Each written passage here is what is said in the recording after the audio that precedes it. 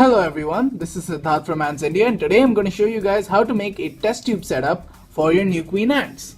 So the things you're going to need for this are an earbud, some cotton, and a test tube which is approximately 2/3 of the way filled with water.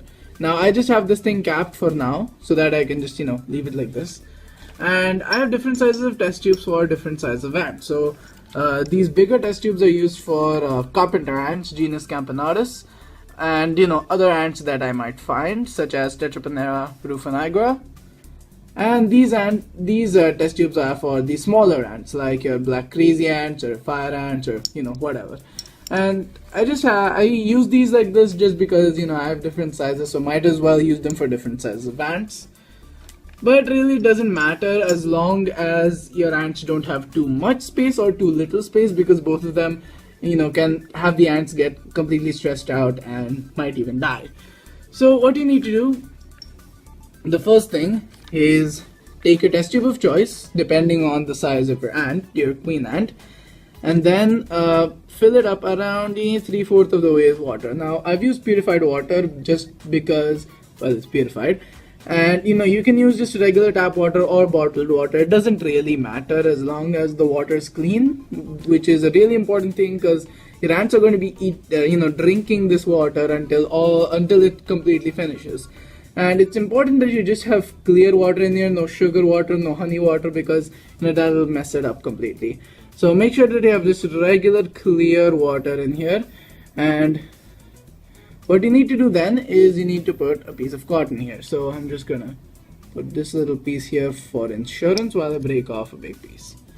Now while breaking off the cotton, you need to make sure that you get a big enough piece that the entire area gets covered, but a small enough piece that the capillary action is not prevented throughout the cotton, so that the surface of the cotton gets wet. So I have a piece of cotton here.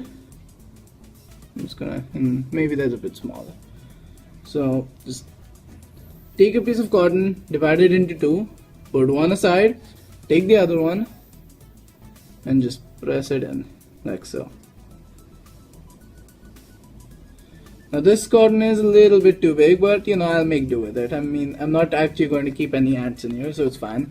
Now this is a very important step. What you need to do is just take your earbud and really carefully put it right near the edge of the water, as you can see right here. So what I have right now is that the cotton is just a little bit away from the earbud, as you can see. So what I'm going to do next is very quickly and yet very slowly, just like so. Now as you can see, I have gotten an air bubble, but ideally if you do it right, you shouldn't get any air bubbles.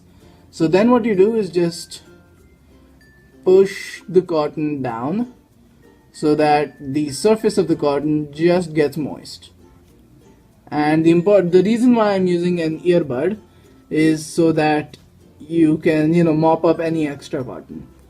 Now just do it like this. Shake it a couple of times to make sure that any water isn't spilling out. And there you have it. Now what you need to do is you need to entice your queen ant in here, and some people recommend giving them just a little bit of, like, a really tiny drop of honey, but I never did that with any of my queens, and they're pretty healthy. So what you do next is you take your second piece of cotton. Once your queen is inside, you just cap it off like so, and that's it. That's how you make a test tube setup. Now, some people might think that this is a little cruel to the queen ants, since there's a really small space. But in actuality, in the wild, queen ants actually make these little tiny places called claustral chambers, where they just dig into the earth a little bit, and then they make these sort of chambers, and then they just lay their eggs there, and the workers, once the workers emerge, they burrow outside into the real world.